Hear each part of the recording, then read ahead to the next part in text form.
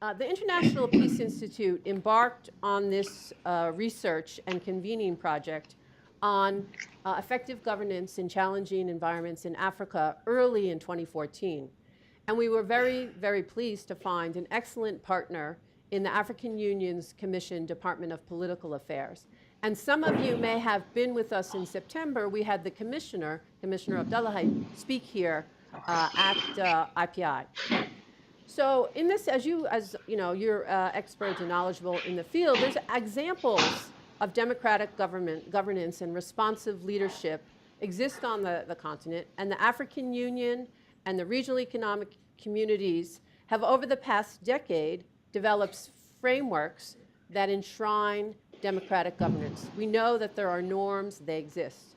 And in addition to the general norms, frameworks are being established to tackle the governance challenges in conflict-affected countries. And the frameworks are necessary. We all know that. We also know much better that it's in the implementation of these frameworks and norms that the aspirations of the people across the continent, the aspirations for peace, security, and development, that in the implementation is how the aspirations will be met. So now, along with Yusuf Mahmoud on the screen, we have with us today the two key thought leaders, organizers, and researchers that really put all the work here together. We have George Makundi Wachira. He is the head of the African Governance Architecture at the African Union Department of Political Affairs, and one of the authors of the report that we're launching today. We're also very pleased, and we welcome Mireille Afaminzi back to the International Peace Institute. She was here as a research fellow and working on this report, as I said, a key person here.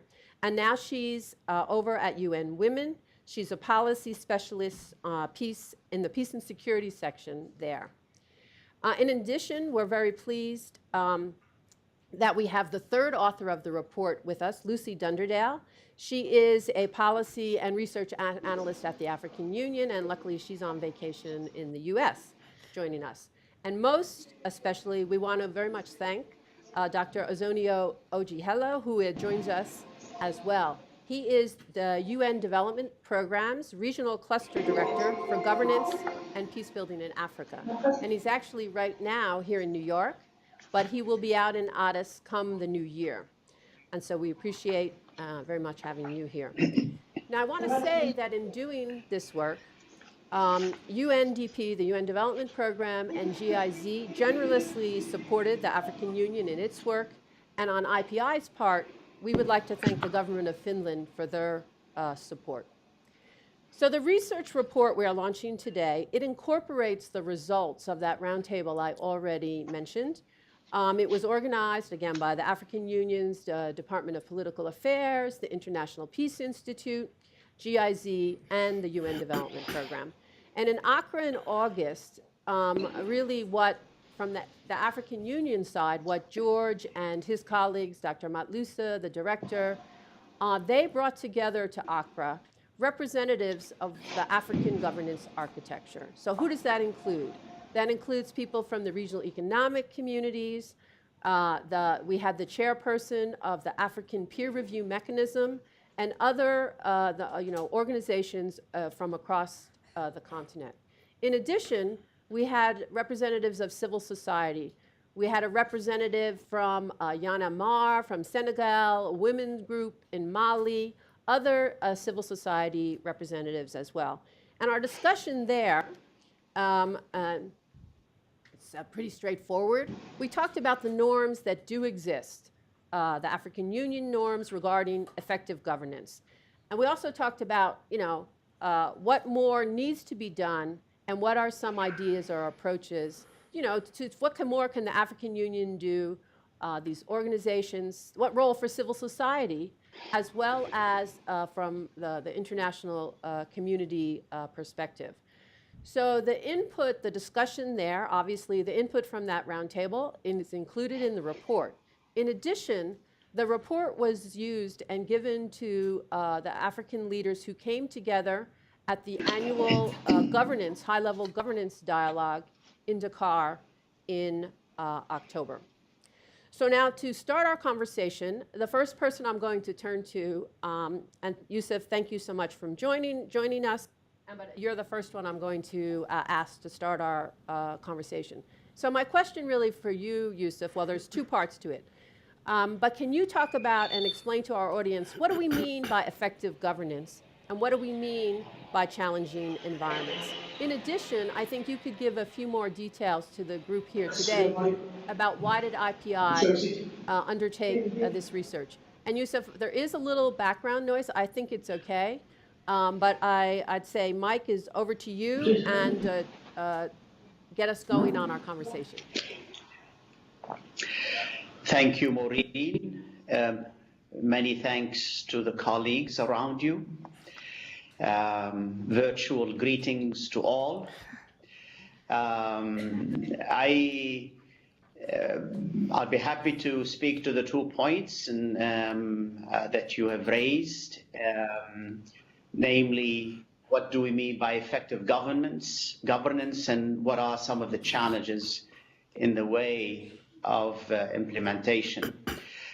I think effective governance is many things to many people, but most people agree it's about processes, mechanisms, policies that equitably deliver essential public goods and services that citizens have come to expect.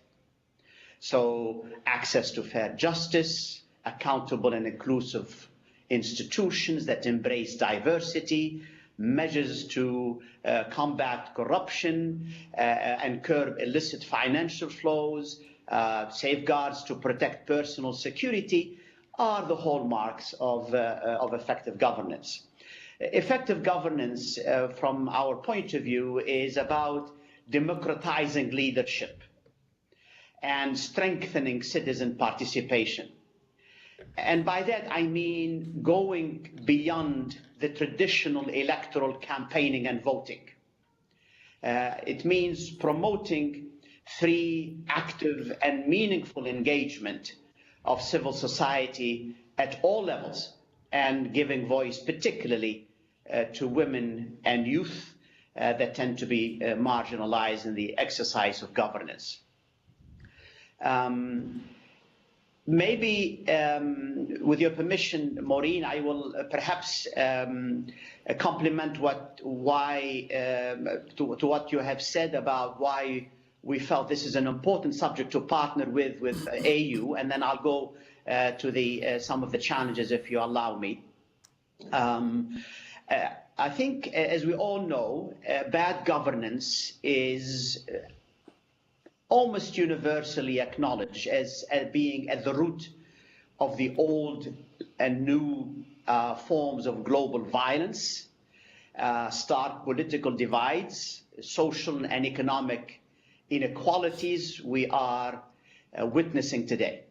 IPI wanted to partner with the AU Department of Political Affairs because of their renewed leadership efforts to make good governance as a peace-building and conflict prevention functions, and to sort of reduce the gap between the normative framework and its implementation, as you've said earlier.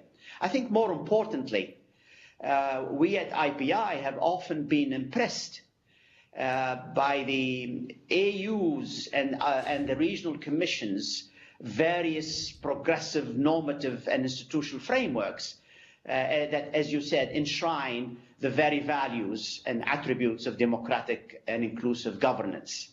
The African governance architecture and the African Agenda 2063, just to name the latest normative advances, are anchored on the principles of participation and inclusivity, and on an abiding commitment to the respect of human rights, justice and the rule of law, and the firm belief that citizens must be at the center of all governance endeavors.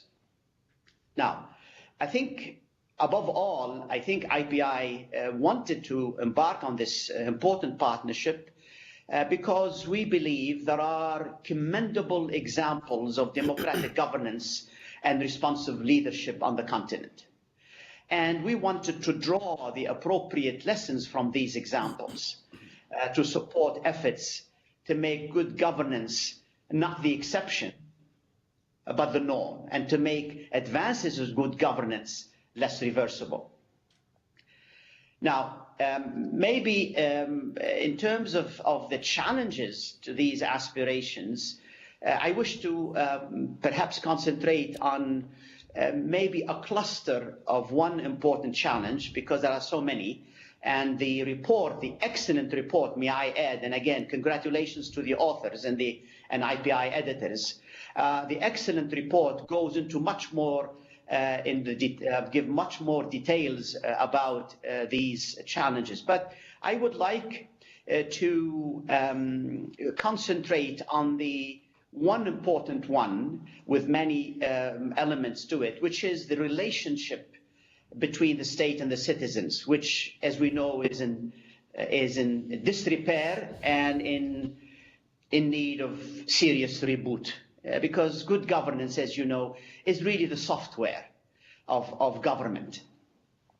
And as we know, today's complex and interconnected and interdependent world has profoundly affected the art and craft of government and governing. The state is under relenting stress, both from above and from below. From above, because of the pressures being exercised by transnational threats, by global governance and normative structures and demands, and also from below, coming from increasingly restive populations, demanding better services and greater agencies in the decision-making that affect their lives. In many contexts, in fact, the nation-state is not only under stress, but is becoming much weaker, more vulnerable. And when unable to provide the basic services, its legitimacy is increasingly being questioned. And in fact, in several instances and countries, as you are all aware, the state is simply disintegrating. In many of these countries, particularly citizens, and in particular the educated and wired among them, are mobilizing, are organizing themselves against corruption, against predatory practices of their governments. They are making vociferous noises. They're making it clear that they are no longer content with the proposition that their ability to change governments must await the next elections. Where there are no spaces available for people to freely express their discontent, they tend to resort, as we know, to violent street protests, mass uprising, with, frankly, unpredictable consequences to all. In fact, we have seen that in some contexts, in a number of contexts, the monopoly of violence is no longer the sole preserve of the state. There is, as everyone is aware, a proliferation of extreme groups, new entrepreneurs of violence that are taking control of vast expanses of ungoverned, or some people say otherwise governed spaces. In fact, some of them, in the absence of the state, have become quite astute service providers. Others, armed to the teeth and taking advantage of technology and globalization, are redefining how power is acquired, exercised, and maintained. And they are not shy from using religion and extremist ideologies to justify and to legitimize their new forms of brutal authoritarianism. Under the siege, the African governments and African states find themselves resorting to counter these destabilizing trends to force. They are resorting to force to counter these trends. We have witnessed an increasing militarization of public security, and Ozonia know, and some of you know which countries we're talking about, and so does George and many other colleagues. In fact, we have seen, and it's abundantly clear, a greater share of national budgets being directed to internal national security.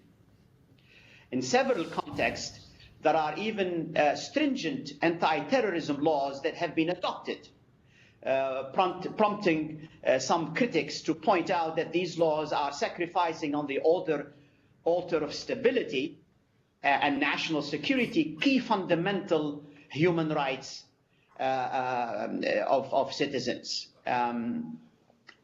such as you know, the freedom of opinion and expression.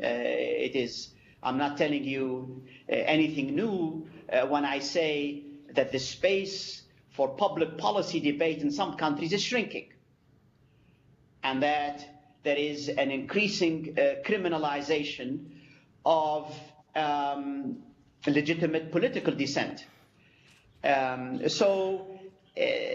All of these, and I'll end here, all of these elements, all of these challenges that are facing the state, both the strong and the less strong, have huge implications for governance and leadership in Africa, both in terms of risks and opportunities, both at the national and global levels, but equally huge implications for the state and interstate-centric policies that have been pursued thus far to promote good governance in an environment where the factors that seem to drive and sustain conflict are escaping the influence and control of governments, and where the agendas, and particularly the area of peace and security, is dictated from below. So I'll stop here, Maureen. Great, thank you very much, Yusuf. You know, working on this project, I've heard you give these definitions several times, and I always find how the way you explain it, it really goes to the heart of the matter of what is effective governance, you know, around service delivery. And then the challenging environments, it's this multi-layered world where it's not just challenges from below, it's above, it's all around. In addition, how you bring it back to us here today, in this audience here at the United Nations, you know, the key institution in the multilateral system. So thank you. So now I'm going to turn to George. And George, you know, thinking about this today, I thought about how months ago we really started working on this project with you and your colleagues by Skype. It was really an opportunity for us coming together, given the African Union's work in this area. And you gave us more details and background about how, in particular, in the year of 2014, that as the African Union was celebrating its 50 years as a regional body, that there was, the leaders made what they call a solemn declaration to silence the guns by 2020. So my questions, it's basically 3 questions for you. What does silencing the guns mean? Is 6 years realistic? 6 year, right from, you know, now we're talking about a 6-year time frame.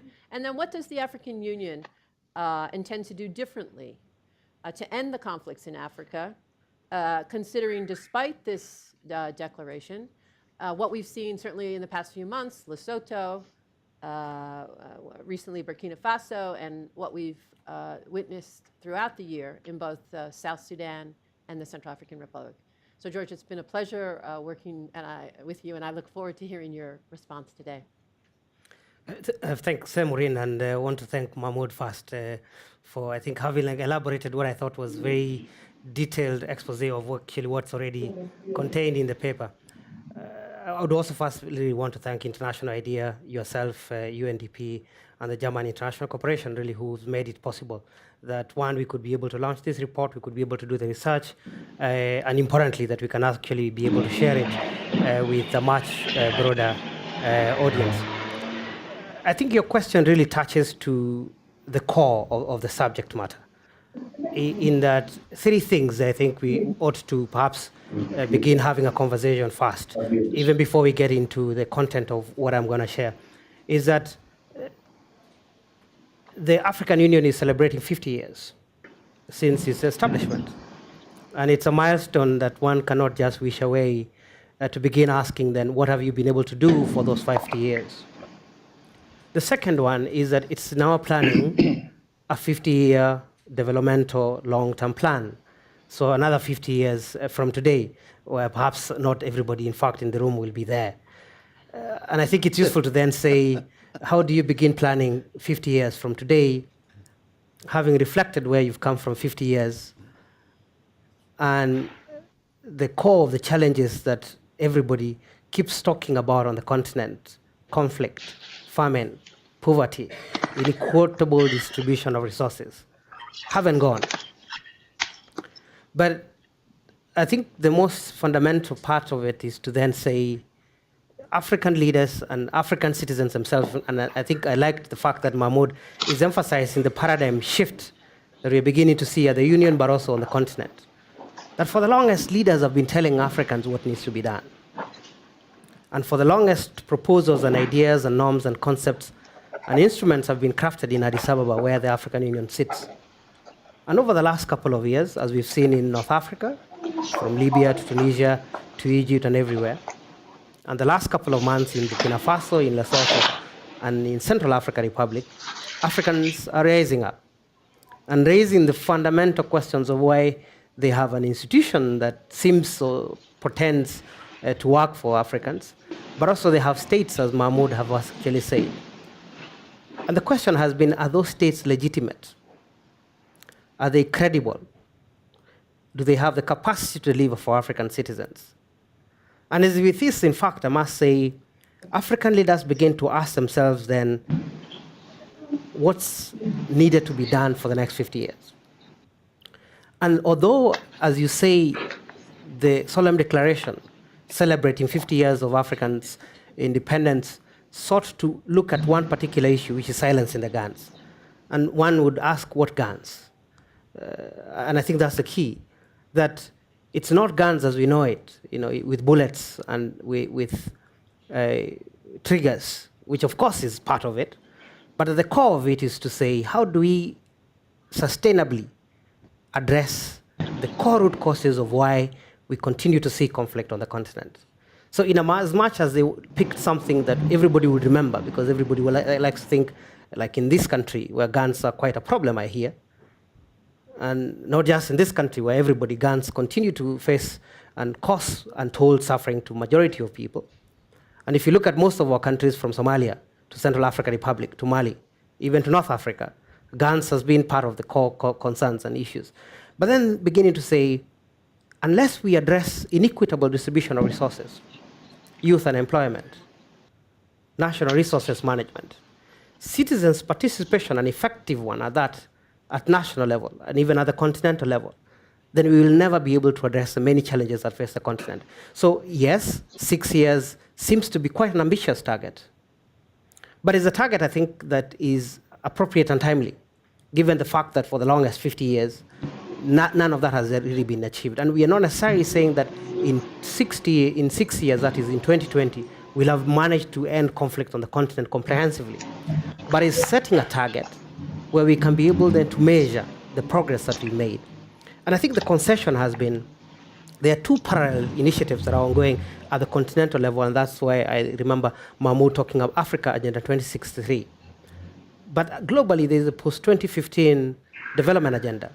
And Africans have come up to say we have a common African position that looks at two key issues beyond the many others that the global community has identified as very key. At the heart of it is governance, and the second one is security. And these are issues I know are very controversial, especially at the global international community level, whether you can be able to have indicators and standards of how you measure governance. And I think then the reason why this particular research has been useful is to say we've for the longest been discussing governance and democracy, but now increasingly Africans are asking, beyond governance, we want it to be effective. And I want to suggest this research, where I find it extremely key, is it's addressed and pronounced itself on two key areas. The first one is the whole concept of African a Renaissance and Pan-Africanism, and what that means within this discussion and context. At the core of it really is to say African solidarity that emanates and predates colonialism. There was the whole notion of Africa's and everybody's brother's keeper, that you cared for your countries because there were no borders and nobody knew who is who and where it is, but at some point then there were the natural borders that we know them. But we find conflict in Uganda, we find conflict in South Sudan, and the Kenyans perhaps don't think it's necessary to address those issues, from Ebola to terrorism. So to address the conflicts this continent faces, we must begin to look at the whole concept of African Renaissance and Pan-Africanism as a first point. The second point is to address what Mahmoud has said, legitimate, credible, and effective governance. And this has to go beyond normal elections, which I know the West and everybody is usually very keen to ensure that you've held elections in countries, but beginning to question the entire concept of democracy, whether democracy only emerges when you've held elections, especially where we've seen elections being held in almost every African country, but few of those elections have resulted in effective governance. We are aware there are few countries, and a couple of them, that don't even are able to manage their own borders. They're not even able to provide service delivery, as Mahmoud has essentially said, that the core of effective governance is ensuring there's proper effective service delivery on socioeconomic rights. The third point I must say is the whole concept about transformative and effective leadership that is visionary and able to deliver. Back and long are the days where we looked at messiahs and liberation leaders, heroes who liberated the continent, but a majority of them either becoming dictators and unable to deliver the kind of leadership that the continent is asking. That they're all of young people, they're all of women, they're all of the people who are often minorities and marginalized, beginning to play a very key and pivotal role in how we ensure that governance is effective. Thank you. Thank you very much, George. And really to talk about the guns the way you talked about them, I think it's very important for us to reflect on those thoughts. And so now we're going to go a little bit more deeply into the report itself, and I'm going to turn to Mireille. And so Mireille, what I'd like to ask you to address for us on the research is particularly the three issues that I believe you focused on and the case studies that you looked on at. These key points in governance that Yusuf was talking about of citizen engagement, service delivery, and this issue of managing diversity. So over to you. Thank you, Mireille. Thank you, Maureen. As you said, and as Mr. Mahmoud indicated previously, the report discusses these governance challenges, and three of them are the management of identity crisis or diversity on the continent, social service delivery, and citizen engagement. In terms of diversity and the current identity crisis, it's obvious that the failure to accommodate multiple community identities constitutes a critical challenge for a particularly diverse continent, and which poses severe threats to lasting peace, stability, and development. Identity groups based on kin, on ethnicity or religion often believe that they are excluded, rightly or not, or from political power, access to and control of natural resources, and from impartial delivery of social services. We see that in different countries across the continent, and the case study that we have chosen to illustrate this particular challenge in the report is South Sudan, where clearly ethnicity has been manipulated, mobilized for political purposes, and even despite the hopes that were planned or brought by the independence on the new South Sudan. But South Sudan is not the only example. Like the genocide in Rwanda, I think electoral violence or political or election-related violence in Côte d'Ivoire, in Kenya, the situation in Central African Republic are all illustrative of this manipulation of ethnicity for political purposes. A second challenge that the report presents is the limited public service delivery. a number of factors restrict the provision of social services and negatively impact government credibility and legitimacy. I think George mentioned that. These factors are the manipulation of identities, again, where people feel that they are not provided with adequate social services, insecurity and violence, limited state capacity and reach, and corruption and lack of accountability. Mr. Mahmoud mentioned corruption. The report goes a little further or deeper in addressing or considering state-limited capacity that increases risk of violence and prevents governments from responding to the most basic needs of the population. And this in post-conflict countries, since the report also focuses on challenging environment, this delays the peace dividends that could be obtained in the early recovery processes. Moreover, when we are talking about corruption and how it impacts social service delivery, we see that corruption undermines equality and it limits access to key services through favoritism and the imposition of bribes, for example. This also undermines the very fabric of national and local government institutions, preventing their effective functioning and the non-discriminatory delivery of basic services to local population. And here the case study that we use is Central African Republic, where we see that years of weak Central African Republic, years of weak institutions, state-limited capacity and outreach has really have fueled these tension, these local grievances, and which actually keeps also weakening states because of its link to violence and insecurity. And the third challenge that we look at is citizen engagement. It was developed by Mr. Mahmoud. The report considers the factors that really cause this deepening gap between elected leaders and their citizens. This includes the monopolization of power and national resources by ruling elite, the distrust and sometimes the rejection of organized politics, especially among urban youth. Mr. Mahmoud mentioned the marginalization of women and youth, and also this inability of governments to deliver expected goods and services to populations, which again erodes the credibility of the government.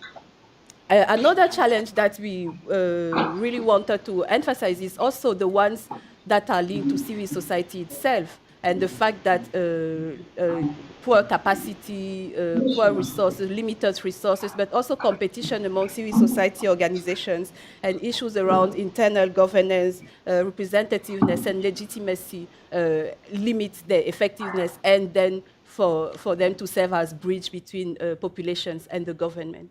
I think these are the main challenges that, or part of the challenges that are covered in the report.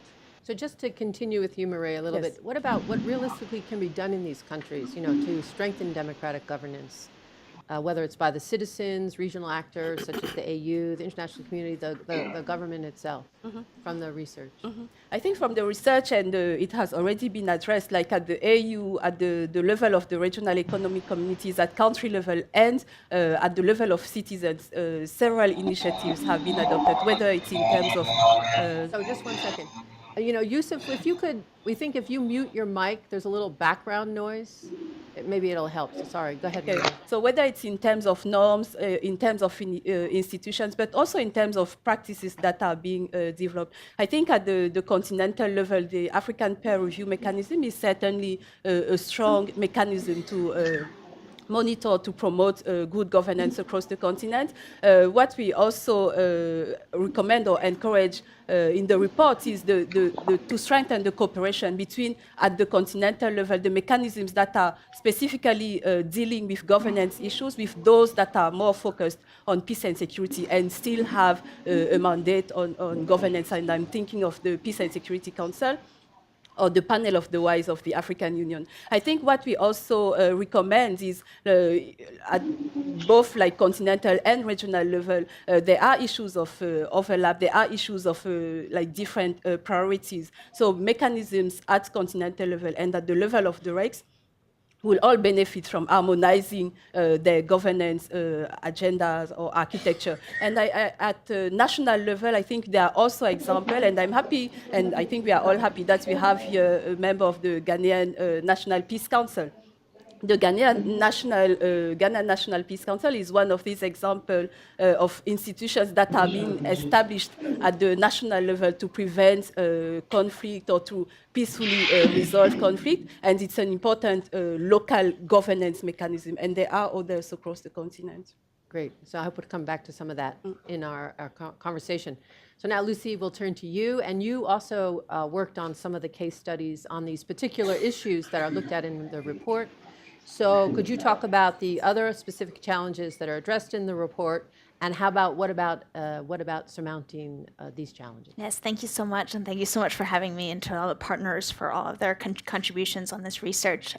So the two that I looked at were the managing natural resources and accountability. And so you're seeing that, especially with managing natural resources, that's not a surprise in terms of the governance challenges that you see on the continent. We looked at the Democratic Republic of the Congo in terms of saying how that influences and the implementation of governance issues is such a challenge in that country, and you're seeing that impact in terms of conflict, and that especially with managing natural resources, there's this idea of the resource curse, and so we looked at it in terms of the governance curse and governance challenges that you're seeing in these countries, and so that's one of the main ones. You're also seeing an accountability, especially we're talking about citizen engagement and the trust between citizens and their government. When you're coming into conflict and have these major crimes against humanity, how are governments addressing those issues? We looked at Rwanda and the efforts that they have done in terms of the Gacaca courts and the the way that local groups have come together in working on these issues. And on a lot of these countries, you're seeing, there's positives and minuses in both of these, in how these countries are addressing these issues. And I think that's one of the exciting things, though, is to see the lessons learned that you're getting on the continent, that you're seeing how African people, African states, the regional economic communities, and you have the African Union have now 50 years of saying, okay, what are the lessons learned, and moving forward, how are we going to go forward in the next 50 years? And that's been exciting. I mean, Ray went into a lot of the recommendations that the report gives. I think I would also just look at, in terms of, you have these issues of strengthening institutions, and that being one of the key issues, and looking at the cooperation between all of these different levels, that it's not just about one level doing one thing and another level doing other things, that there needs to be cooperation within African Union institutions, but also within a lot of different actors that are involved in these governance issues. Great, thank you, Lucy. And actually, that's a great lead-in for Azania as I turn to you. And once again, thank you to the UN Development Program for your partnership as well on this project. So I'd like to ask you about the international partners, and in particular about how can the United Nations agency cooperate and coordinate with the African Union, and particularly, as Lucy was saying, this issue of avoiding duplication, overlap, or even sometimes there's differences in doctrine. And so also, if you could use some words about what UNDP is doing, because we know how active you are in the area of governance. And once again, thank you for being here. Thank you, Marion, and good afternoon, colleagues. It's a pleasure for UNDP to be part of this process, and I think that this discussion is germane, given the experience we've had in the last 2 decades in supporting the post-conflict transitions. And particularly as we're having a conversation around the peace-building architecture, we're saying a lot of things have worked well, but what else can we do differently, and what can we do better? So my point would be, let the conversation begin. And I think that this study can help create a space to take those conversations forward. I would think that as international development actors, we are at a critical juncture where we can point to specific examples of results, but also we can point to significant failures, even in terms of the best intentions we've had. And so there are deeper questions we ought to ask ourselves, and perhaps in framing the answers to those questions, to then also relook about how we work together to support the African Union, but also to support other partners and find the complementarities and convergences that should anchor our support. And I just want to build on a few points that George and Youssef have raised. For me, 2 points related to elections. The first point is how, through our support for elections, we're actually supporting the democratic legitimacy of literally one-party structures and how they're using their constitutional frameworks to extend their stay in power. So it raises a fundamental question about our contribution and our role as international development actors, but also the templates that we support these countries to construct. The second question related to elections is trying to find the balance between a focus on the rules of elections, but also a focus on the rules of politics. My sense is that there's been an overwhelming focus on the rules of elections. So we invested a lot of resources in electoral management bodies, professionalizing them, electronic voter transmission and all of them, which are excellent, legitimate, and very good. But elections take place in a context. And so that context is defined by the local history, the political culture, and we haven't done a lot to try to shape that environment. And so I think that by hoping that the rules of elections answer all those questions, we miss out on the implications of what the rules of politics are. So to be in political opposition in Africa is like a prison sentence. And therefore, everybody strives to win the election. And so we need to ask a question, what do we do? And perhaps, and I'm just trying to be provocative because I think the conversation should begin, is part of the problem in terms of how we framed the support we're giving in terms of designing the governing arrangements or the governing frameworks. I don't know, and I don't have the answers. But I must confess that these are answers we're also asking ourselves as UNDP as we've gone through a structural reform and trying to position ourselves better to respond to the needs at the country level. I saw on the participant list that the ambassador of Afghanistan was invited. I don't know whether he is here. But it'd be interesting to ask the question, how did they come to the understanding about the role of the loyal jagger in their own constitutional framework? And what do we learn from that in terms of how we construct constitutional arrangements in the countries we support? But also learning that perhaps from their history, some of the institutions that have played critical governing roles may need transformation and may have excluded the participation of certain groups. But how then do you construct new institutions that respond to the needs of the stakeholders? And the starting point might be not to take them on study tours to see how others build their constitutions, but to encourage them to have an in-depth conversation locally with their various publics about how they organize themselves and their relationships, how they solve problems, and how that can manifest at the level of the governance frameworks that they adopt.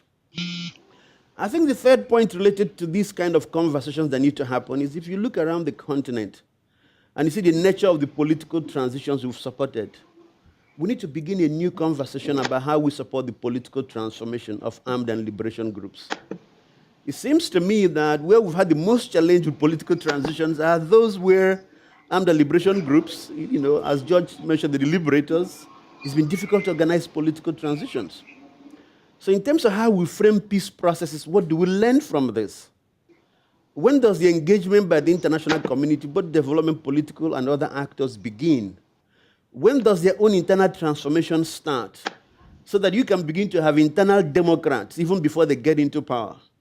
And to then assume that by factor of winning elections, they have become democrats. But what they've simply done is to militarize the public space. And that's been their own tradition when they were in the bush. So these are the important conversations that need to be had. There's another issue that I think that is central. A couple of months ago, we convened an experts meeting in South Africa, and we began to interrogate the notion of reconciliation. And I think that around this room, many people have been party to a number of conversations about the role of transitional justice, and both what has worked, what hasn't worked. And perhaps we need a new conversation about how the place of reconciliation is a frame for a governing framework. Because that then moves it away from a transitional justice discourse that says you do it within this time belt, started with a Truth and Reconciliation Commission, and then people are reconciled and you can move on. And every single effort we have made in that regard has had mixed results. Most have failed, as a matter of fact. And so from the construction of peace processes, the construction of state institutions, the construction of roles of the various political actors, an intentional effort to graft a principle of reconciliation, even as part of the constitutional arrangement, and to ask the question, how do you make it work in practice? This might help to address some of the issues. I think the last point perhaps I need to make goes to something that emerged from that report about the role of the African Union. And I think many of the speakers raised that, about moving it from a club of leaders to a club, to an institution that represents the peoples of Africa. And it won't be easy because it's state party signatory that makes it work. But in this digitized era of global citizenship, an active, engaged citizenry might be the impetus that's required to make it work. So moving the discourse away from the Heads of State Summit to the discourse where civic actors begin to engage the organs and the institutions of the African Union. The dual purpose is that it ends legitimacy in the minds of people. It can build support across national boundaries, but it has a rebounding effect at the national level, where an empowered and strong civil society can hold their governments to account if national mechanisms don't work through continental and regional mechanisms. And in this context, I think I applaud the decision about the role of the African Parliament, now that it has legislative authority. So I think we are in for exciting times. If they show the leadership that is necessary, how do they begin to play the role that perhaps the European Parliament plays and goes beyond national legislation to supranational legislation that raises the bar in terms of public performance and accountability, and it to help address something that I experienced in my part of the country where I come from, Nigeria. If you steal community money or community resources, you die in infamy and shame. You're totally ostracized. So there's a logic there. But if you're a minister and you steal money, we see it as reparations. And so you have a dual value system.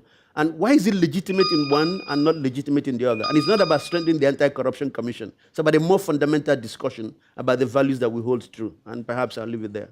Great. No, thank you very much, Azonia, and really relating it to some of the key challenges. But also what I liked about what you did is, when you're trying to understand these kind of topics, is that how can you frame them? And so what I like what you did is you first talked about, I would call it the what, like the what approach, and you talked about the elections, that so often the international community goes right to elections, and so you're saying, they're raising the question, well, is that the right thing? Then you talked about the when do you do things? When certainly on the engagement, you talked about dealing with whether it's transitional justice between a narrow time frame or some other, the way it's engagement when you're doing political transitions. And of course, you talked about the who as well. I particularly valued that, because I think that's gives you those key questions to think about. But also you came back to this important point about an active and engaged citizenry. And that's one of the things that certainly struck me at our meeting in Accra, is that was a challenging conversation around the table with the representatives of the African governance architecture, civil society, but at the same time, who was the active people trying to really message outside the room? And that's why I said in the beginning of this discussion today is the use of Twitter, because it was the African Union colleagues in the room. They were really trying to get these kind of messages beyond the group of experts in a room, a couple of civil society experts representatives who were allowed to be there.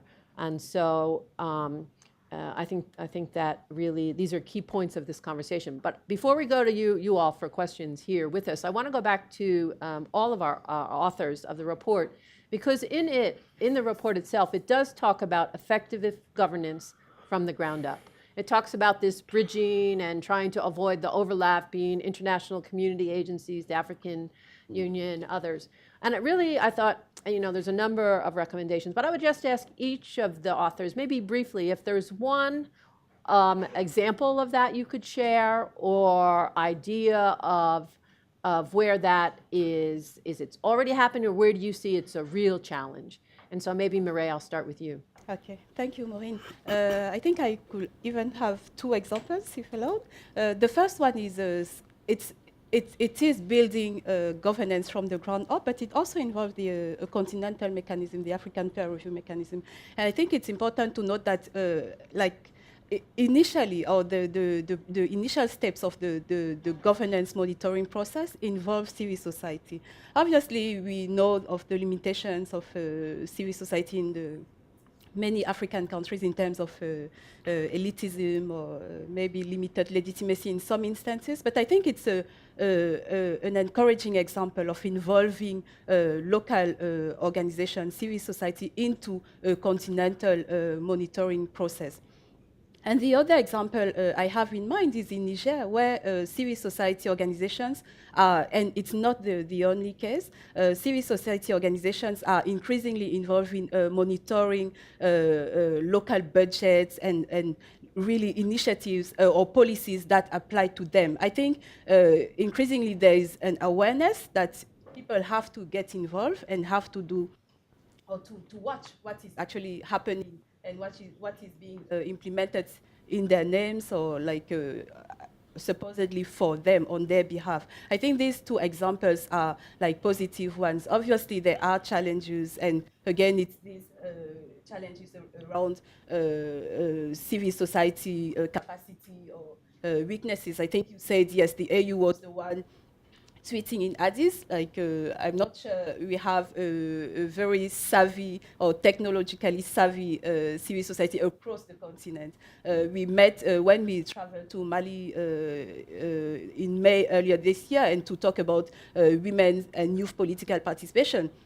One of the requests that they made was actually to increase their capacity in terms of access to new technologies, mobile phones, internet, Facebook, and all these issues. So there is a challenge. I think the other challenge that I would like to mention is the fact that despite all what is happening at the international or at the continental level and even at national level, women remain excluded. And this is really something that I think solution still needs to be found. Like what can they do, like to make sure that they are part of the conversation, whether it's in terms of governance at political national level, but also in terms of peace processes. I think there should be a deliberate maybe move to really tap into this opportunity that women can bring to the table. Thank you. So, George? Yeah, very quick one. 60 to 70% of Africa's population are young people. And the majority of those have some basic education as opposed to back in time. And that has significantly transformed and changed the continent. And I want to say two things. This year alone, the biggest challenge to the African Union was by young people who challenged the authority, or at least the African Union, to respond to some of the key concerns and issues that they had with the African Union. So for the first time ever, we had a live tweet chat with the chairperson of the African Union, facilitated and accounting and demanding for accountability from the African Union, the first time it's ever happened. And I want to almost then link to what my brother Ozoni has just said. We are now in an era of the digital African citizen, but also the digital global citizen. And that has meant two things. And I want to give the example of Burkina Faso. Burkina Faso didn't necessarily happen because of the digital age or social media. It happens because for 28 years, Burkinabes got tired of their leadership, got tired of being told what to do by their leaders, who in fact were members of the African Union, and they demanded for change. They demanded for change, and change happened. But what's surprising is how information technology was used to have the fastest ever intervention by the African Union. We were sitting in Dakar with Ozonia and the rest of us in what we call the high-level dialogue on democracy governance. That's part of the contribution that we made to this report. And the first day of the opening of this particular meeting, we were live tweeting on a hashtag and put up on a screen on the room, and we had 25 members of the African Union Permanent Representative Committee members, the ambassadors who represent various member states. One of the ambassadors was, of course, from Burkina Faso. And we were tweeting. I had a young team of techies working on social media stuff and just roading the tweet chats that were running across the continent. And one of them made a mistake, I must be very honest, by putting on a link on some of the tweets that were referencing what was already ongoing during the day in Burkina Faso. Burkina Faso's parliament was being burnt down, and then the young people has also gone to State House and were starting to burn down. So surprisingly, on the screens, what people could see was the BBC and the news media on what was happening in Burkina Faso, burning of parliament and all that stuff. And it was quiet. You could never have done that in a diplomatic setting, where then you're live tweeting stuff that is not verified, but at least is having global implications or continental implications. What then happened is a quick break requested so that we can understand what's going on. At the table was President Obasanjo, the head of the ECOWAS and the UN Office for West Africa, our Commissioner for Political Affairs, and they were then forced by the circumstances, because after that the member states demanded that they want to see more, and we were surprised that they want to see more what's going on in Burkina Faso. But after that, immediately what happened is that the issues and news were verified, mainly because of the stuff and the feeds that we're getting from Burkina Faso, and an immediate deployment of the team then that was there, President Obasanjo, our chairperson, and the head of the UN office in West Africa and ECOWAS, to Burkina Faso to address those challenges. What you know, as now everybody acknowledges, is history, because the AU gave 2 weeks ultimatum to the Burkinabés to return that country to constitutional order as espoused in the constitutional order of the Constitutive Act of the AU, but also on the instruments that Burkina Faso has already ratified. I wanted to share that example because that really, I must say, is because of the digital citizen. That is not only making stuff happen at the AU, but also making stuff happen at the national level. How do we then anchor and leverage on that kind of capacity? Because I know a few of it is also, acknowledged perhaps in North Africa. But we are seeing those trends in not just Burkina Faso, but at least in 11 and 18 of the countries that we are watching very closely, that is going to hold elections in 2015. And I would not want to preempt the debate here, but I think the digital citizen is going to be the next foreseeable change driver of the continent. No, thank you. I think sharing that kind of example, particularly because it was so recent, really puts things in their, like I'd say, their stark reality, and the point about the digital citizen and the importance of that. So, Lucy? Yeah, I would agree with what all the other authors have said. I would also argue, I think, building the capacity of these institutions, of these organs of the AU that we're talking about, I mean, especially the African governance architecture, of coordinating all of these different efforts, I think is a major part of the recommendations of this report. I think that is very key. I think also, and it's one of the challenges, is the crisis sense, and how there's such a, going to each crisis, and really governance issues are about more than just the crises, but looking at prevention, building capacity before that. And I think that's it's a challenge, and I think that's where a lot of the recommendations, and you can see that, and that's a lot of with building capacity is in working in that prevention as well. Great, thank you. Okay, so over to you. We'd like to take a couple questions at the time. I see 2 hands. Okay, we'll start with you, Mr. Tamasan. Thank you very much. I'm Massimo Tommasoli, the Permanent Observer for International IDEA to the UN. Thank you for a very interesting panel and a very interesting report. I have 2 comments. One is that I think that this report can really contribute to a conversation that is ongoing and will go on until September 2015 on the post-2015 development agenda in a very specific manner. It was mentioned the African Common Position, which is already a remarkable achievement, I think, in a regional perspective. We don't have anything like that from other regions, which is a very good example. But the use of the concept of effective governance in close connection with democracy and democratic institutions and processes is important, because I have detected a tendency towards using effective governance as actually it was said at the beginning in the introduction by Youssef, in a way that may mean anything to very different countries, institutions, and representatives. So effective governance is, in this report, democratic governance that delivers justice, delivers development through public services, delivers through inclusive processes, also dignity. So I think that is very important as a conceptual contribution.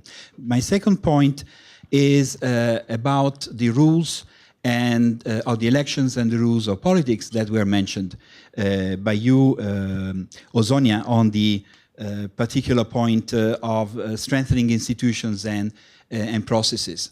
There is a problem there, and I fully agree with you. That is that the focus of international actors in strengthening institutions may seem to be simpler when strengthening electoral institutions. When you have to do with political rules of the game, everything becomes very politicized. And the UN and many other international actors face the challenge of how to engage with these institutions that are key in that process. And these are parliaments, political parties. There is a possibility to work with parliaments, a lot of difficulty in working with political parties. And of course, civil society and the media are in the picture, and there are means for dealing with them. Everything is really connected to the use of, for example, natural resource management mechanisms, because accessing funds is related to the funding of political parties. Money for politics is a very, very big issue in a multi-party system. So I think the question is, how is the international community ready to engage with supporting less fragmented political systems and more institutionalized political parties, more democratic parties? We just launched this year a report on African political parties through gender lens. The equality starts really with the internal democracy of political parties. So what are the means, what are the perspectives in this area? So we have another question over here, please. Okay.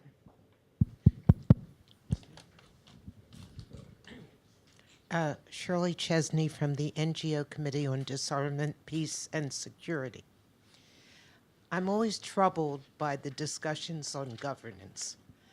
I miss something which may be an historical perspective. I rarely hear how the different countries emerged from whatever form of government they had before into the nation state.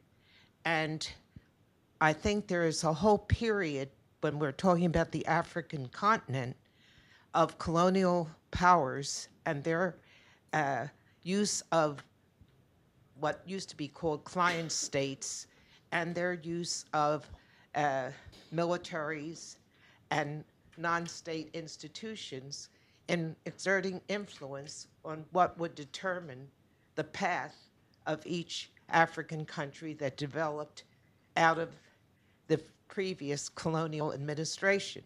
So we have an example today of Ebola in Liberia, in Guinea, and in Sierra Leone, all of which have very different responses and very different conditions in meeting a crisis that is now international. But I am troubled by the lack of historical and political analysis in the whole dialogue about governance, because unless we understand the influence of the Cold War and what happened to not produce the type of democratic institutions that we're looking for, how can we expect to influence the path that we wish that all these African countries to take, especially when the economic and social conditions have been so to the contrary, when poverty and lack of infrastructure has been the name of the game. Okay, thank you. So I don't see any other hands raised at this point, so I'm going to come back to our panel, and if it's okay, Yusuf, I'd like to turn to you for any comments, response, and then I'll see who else here wants to comment on. Definitely you, Ozonia, because I think one was directed at you.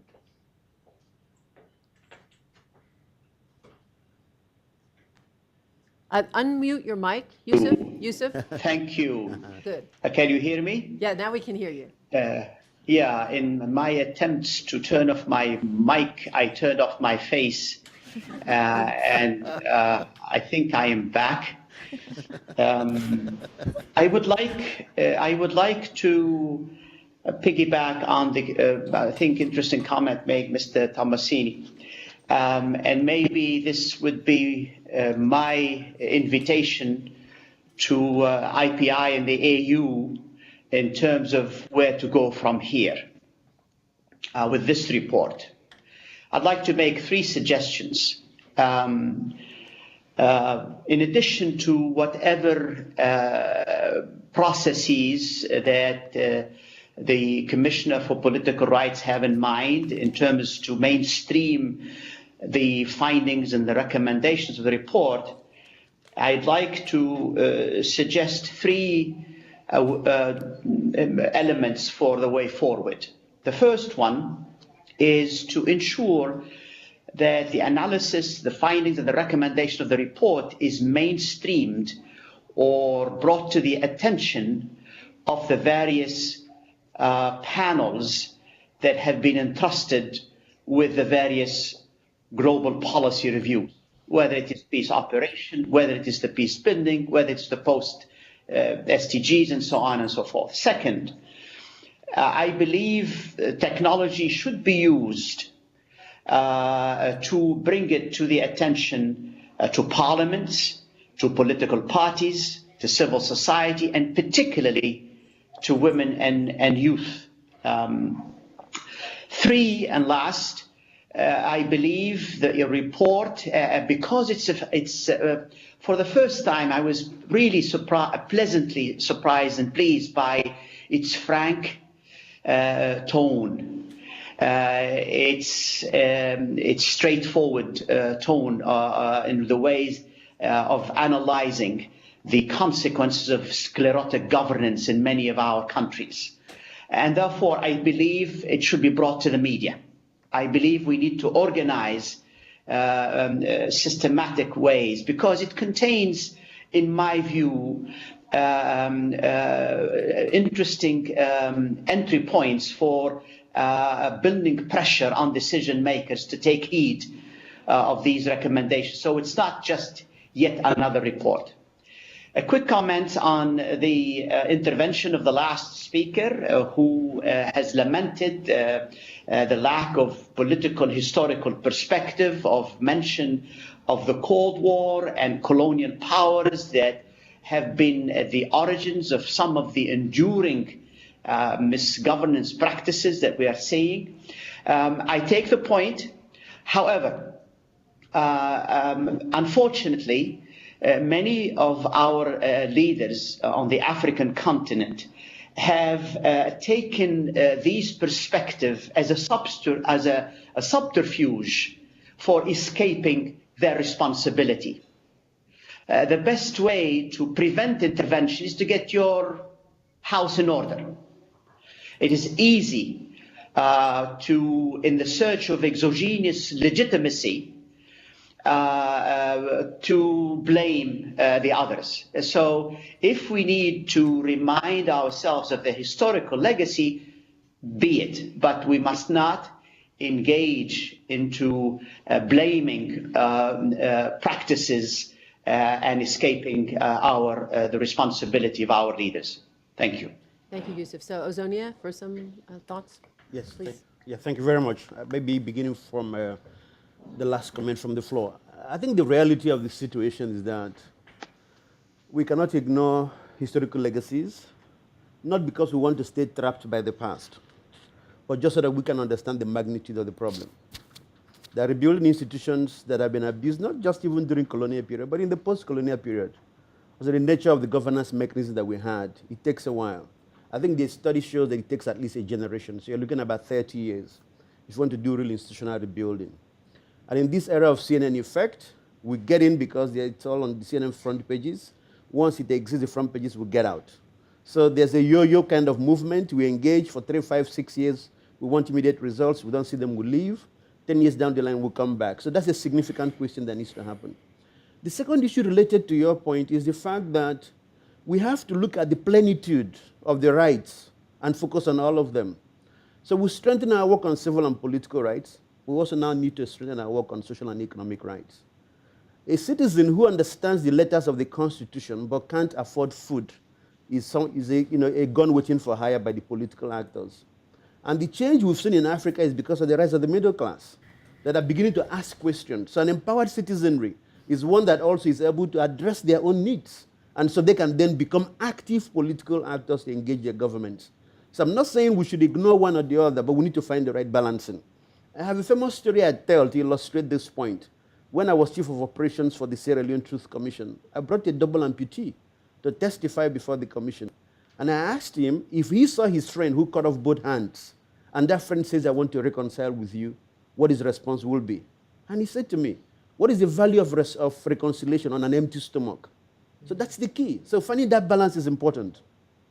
Then I come to the question about working with political parties. And I do agree with you. Actually, we're both saying that this is a challenge. But the good news is that you didn't say we shouldn't engage. You are saying there are complexities, and we need to be aware of those complexities. And I think one example that I like to cite is Ghana. Over a period of more than 10 years, a Nordic institution engaged the political parties in Ghana.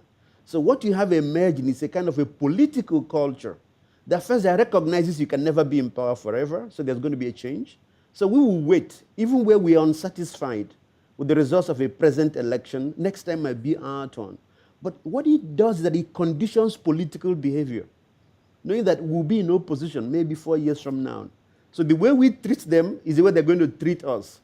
So a sense of inclusion, a sense of consultation, a sense of moderation in political behavior is beginning to take hold in Ghana. So why are we running away from engaging political parties? Especially in post-conflict context. The tradition doesn't exist.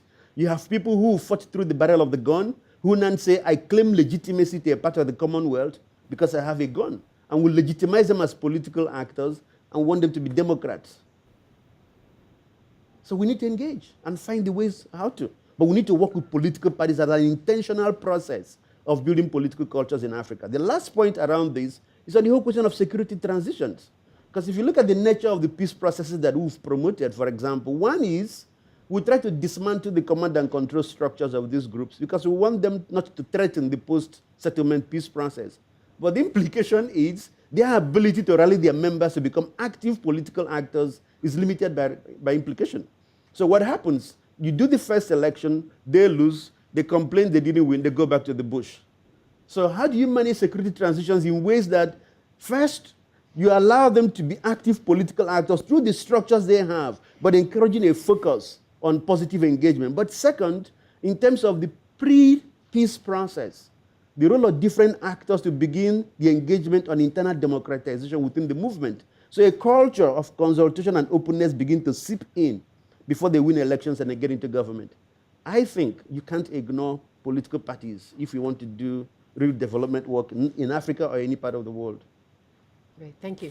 How about any of our authors? George, did you want to respond to these points before I turn back to the audience? George, Murray, Lucy? Yes, I think I would like to say something on elections and the role of the African Union Panel of the Wise, which has already engaged in considering especially the political aspects of elections. The Panel of the Wise is a mechanism or an organ of the AU Peace and Security Architecture, and it's focused on conflict prevention. So I think through their research and through good offices that they conduct in countries organizing elections, they serve in preventing election-related violence. And like the report that they have produced, which was published by IPI actually, like presents different elements that touch both on the pure technical aspects and also the political elements of election and how to prevent election-related violence.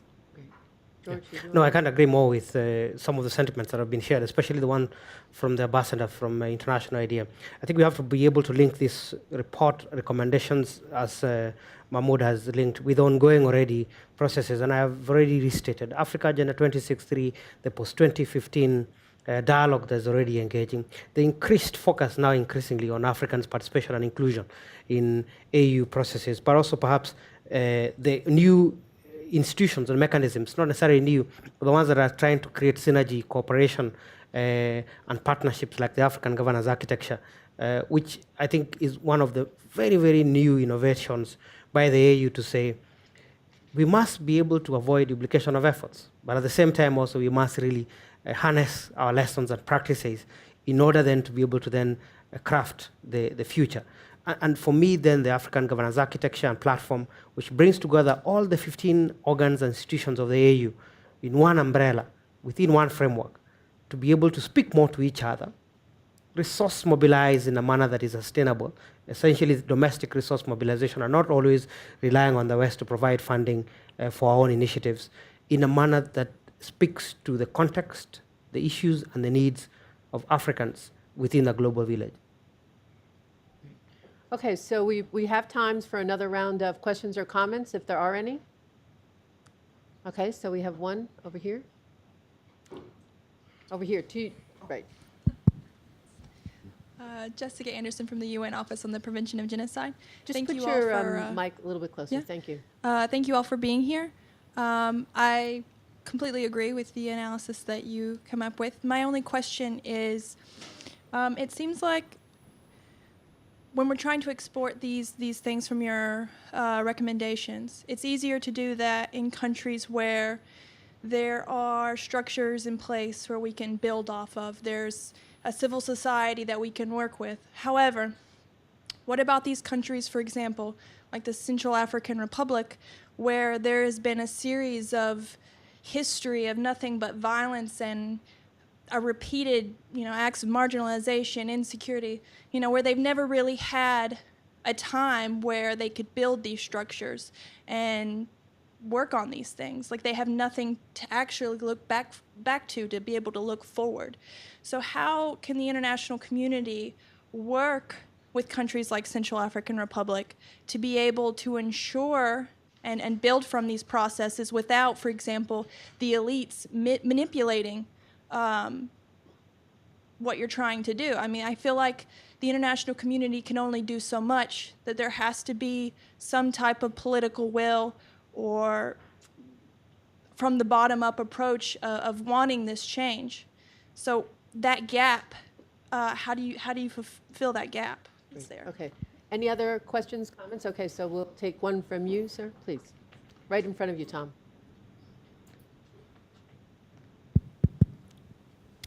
Thank you. My name is Serge Captain with the UNDP, a colleague of Ozonia. My question is something that I feel that there's just not enough attention that is paid to it when we're talking about effective governance. And going back to the core cause of conflict that Mahmoud spoke about earlier, which is the issue of effective economic governance, which I think we're not talking a lot about. Ozonia made some references to empty stomach, which I think speaks a bit to it. But I think that beyond issues of natural resource distribution, which fuels conflicts in some parts of Africa, you see that in some other parts with the proportion of young people that we have, the main challenge is that they don't have jobs, and there are just not enough policies to ensure that they have jobs that they can get into when they graduate from schools. And I think that it's an area of governance where, when we're talking about conflict and we're talking about instability, we're not really paying enough attention to these issues of how to strengthen economic governance institutions in these countries to actually provide this dignity that we're talking about. It's not only social services that these people want, but it's also the ability to lead a fulfilled life through decent jobs, for instance. So I wonder if there are some instances in the case studies where the economic factors that lead to instabilities have been touched on, and if there are some recommendations that could be derived from that to address economic governance. Thanks. Great. Do we have another question? Okay, so one more, and then we'll go back to our panel and wrap things up. Thank you very much. My name is Swala Abdallah, Ghana's National Peace Council. Yeah, it has been acknowledged, it's a fact, that to ensure effective governance, there is the need for dialogue and citizenship engagement. But most often, these engagements is always at the top level, at the governmental level. Even when we are engaging the civil society leadership is most often engaged. How do we get to the bottom? Engage people at the grassroots.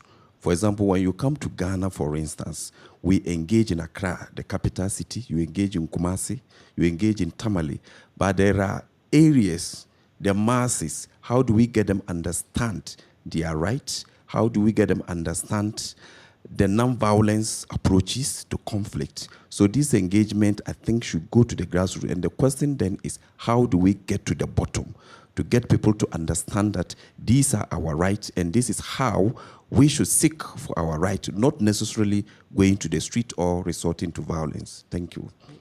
Okay, so I think what I'm going to do there, I'm going to say that we'll take those 3 questions, and I'm going to ask all of our panelists to comment or respond to the questions, but also any of, any final thoughts that you might have. And so, Azonia, since you're on my left, I'm going to start with you. Okay, thank you. If you want a minute to think, I'll jump to Lucy. No, but it's okay. I can go start. First, you? Yeah, Good, I'm going to thanks. go first. I'd like to begin with the point by my colleague from the Office of Prevention of Genocide. Thank you for raising that point, because that's something that international development actors we need to grapple, much more intentionally. Now we get into a society, and we assume there's no civil society. Well, there's no civil society as we know it, but there are civil societies there. There's no African society country you can get to and you say there's no civil society. In the Western sense of NGOs, maybe not. But the nature of the deal that was struck as part of the independence struggle was that the political leaders engaged with forms of civic organization. These were the trade unions, the teacher societies, the agricultural cooperatives, the farmers and all whatnot. These are civil societies. And so what has happened is, in our effort to help countries develop, we've invented a different kind of civil society. And so when you question their legitimacy and their lack of impact, it's because the connection with the communities they represent is still work in progress. So I like the fact you've raised that, but what it does say to us as international actors is to more intentionally engage and say, who do we work with? What exists, rather than what should we create so that they can work with us? Perhaps I'll leave the space for others just for the sake of time. Right, so you go ahead, Maria. But Just last thoughts or comments? Yes, the last comment that I will really have is the importance of, I would say, education and awareness raising on all these issues. It's true that we are talking or identifying these challenges, but at the core of it is really like how are people able to engage with that. And I don't think African people will really be able to ask for maybe their rights and ask for services, whether it's in terms of jobs for the youth, if they don't have the necessary capacity, I think, to claim for these rights. And again, like education needs to be really considered as a priority, both at the AU level, if it's possible, like maybe not for the political affairs, but other departments of the organization, and at national level. I think the importance of education is what I would like to emphasize. Great. George? Yeah, thank you very much. And I wanted to pick on the last point that I think Azonia just raised. And I really liked your question, because it goes to the heart of this conversation in terms of how the international community and the local actors always then have conflicting ideas about how to proceed. And it's a point that I know Azonia really tried to emphasize, but it can't be emphasized enough. Elections have never been and will never be the panacea to democracy. The international community, unfortunately, always imagines and thinks it's by fostering and ensuring that we hold elections soon after a conflict that we can be able to say we are getting a democratic state. Perhaps it's a self-centered manner of washing your hands very quickly and moving on to other things. That's how we like to argue, for good reason. It's easy to do, it's measurable, and you can say we did hold an election. It's been done in Mali, it's been done, and of course I'm sure you know they're organizing it in Central African Republic, they're organizing it in South Sudan, they're organizing it in Somalia. Who will say no when the Americans, the West, and everybody says you need to hold elections? I know I'm being controversial, but that's a fact. When then you then ask a society, and I know Mahmoud raised this question, effective governance is not about processes alone. It's about institutions that can safeguard that democracy. If you hold elections today in Central African Republic, who will guarantee that that election can hold? I tell you very solemnly, nobody. And so in a couple of years, there'll be another cycle. And that's a fact. So how do we then move from that? Because indeed, as Azonia says, the international community, once it comes to a space emergency, there's nothing. It's not true. I have my colleague Sean here who works with an institution that he established called Raising a Village. And he works with local communities in Uganda. And in some spaces, the way you understand civilized civil organizations, it's totally present. But they have burial organizations, they trade with each other, they go and intermarry each other, all under an organized framework that perhaps we don't understand it to be a civil society organization because it's not registered, doesn't have a certificate, it doesn't have funding. How do you engage with those folks to ensure that they can sustain democracy, to ensure that they can actually establish a model of institutions that can be able then to ensure there's governance and democracy? It's difficult, it's tough, it's something very, very few within the international community, even among Africans themselves, are willing to invest in. Because it goes to the heart of really effective governance, institutions, processes, but also mechanisms that can sustain it. Having said that, what do we take this conversation, Maureen, and we are hoping that at least at the African Union level, we can begin having a conversation on perhaps partnerships with International IDEA, with UNDP, with GIZ, and with everybody who is interested in this conversation. I think three areas that I think I had very much wanting to see this report making suggestions for is this enabled, capable state that can be able to deliver services, can be able to ensure sustainable governance, that we are asking for effective governance. And at the heart of this conversation we've had, the state has to be capable, has to be effective, has to be legitimate, and has to be accountable.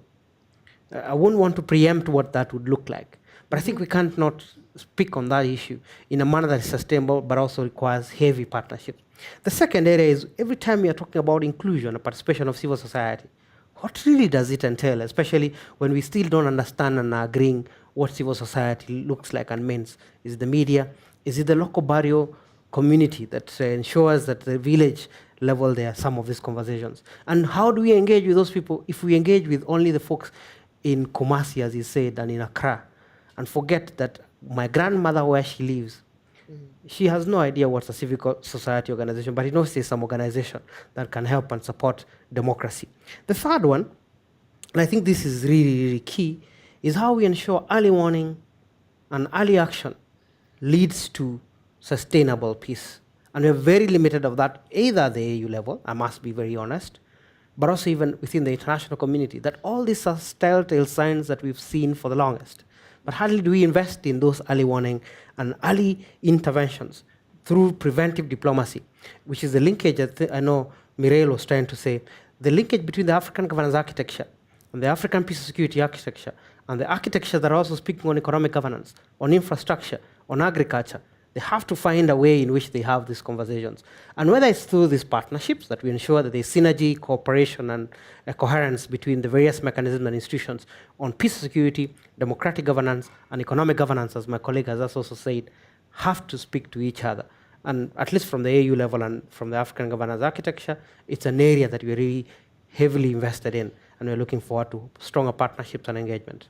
Great, thank you. Lucy, any last thoughts? I agree, and I think one of the, in looking at all of these issues and how important the coordination is, because just one intervention can have such a ripple effect in so many different areas and places, and so that's why I think there is such an importance of the international community and all of the actors working together to say, how is this going to impact local communities? And like George said, yeah. Okay, so Yusuf, is your mic working? Can you speak? Yes, I can. Can you hear me? So you have the gift of the last word. You get the last words. I will gladly delegate it to you. All the wise words have been said. Just a couple of comments. Okay.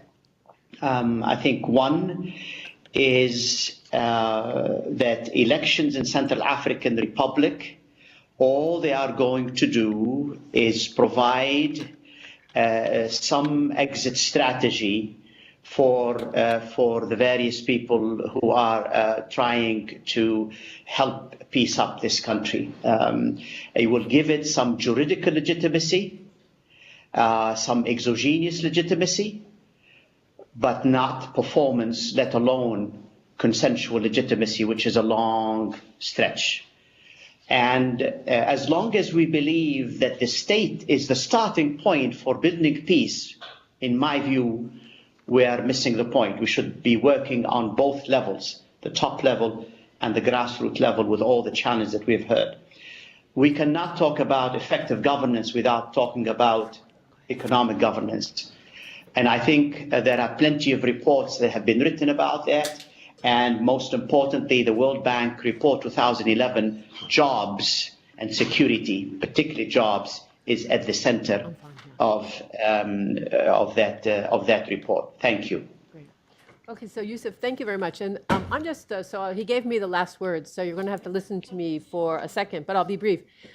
Excuse me. So I want to pick up on this theme about the elections. I was in a discussion here at IPI yesterday, and I thought we were actually, this is 2014, and so IPI has done some work about how do we learn from history. We've looked back to 1914. We've had a discussion. We had one meeting in Salzburg, Austria, to look back to 1914, 1814. We also took the conversation to the Middle East, because the Middle East was impacted by what happened right after World War I. So it's like learning from history. But in that discussion, or the takeaway from it, and this was a group of Westerners, the international community, and thinking back that way and looking at the world today, a key question was, so when do you or should you build institutions? So like these elections, or what Yusuf was just saying. So I think we've certainly covered a lot of ground here today, but I'm just going to close on this point, is that, okay, so I think there is a realization that this timing issue is important, and if you move too quickly to elections, you're not going to get a stable state. So then I would say to us, the experts, all of us, we can, by being here, I consider you all experts, thinking about these issues, committed, is so, okay, so what other bridges are there so that the international community and the locals, in any number of these countries, can have some interim legitimate structures, so that there is something in place before you have the elections, before you move to a full state. And so as experts, as people thinking about these issues, I'd challenge us all going forward okay, let's put some ideas out there on the table as well. So it's not saying just don't do this. And so with that, I wrap this up. Really, this has been a pleasure, great conversation I really think we've had. And really, this work together on this project throughout the past year, I think it's very important. And so we were able to thank all of our supporters, UNDP, GIZ, IDEA, and Finland is here as well. Thank you all, and we look forward to continuing the conversation in a number of ways. So thank you all for coming. Thank you. Turn off the mic. Okay.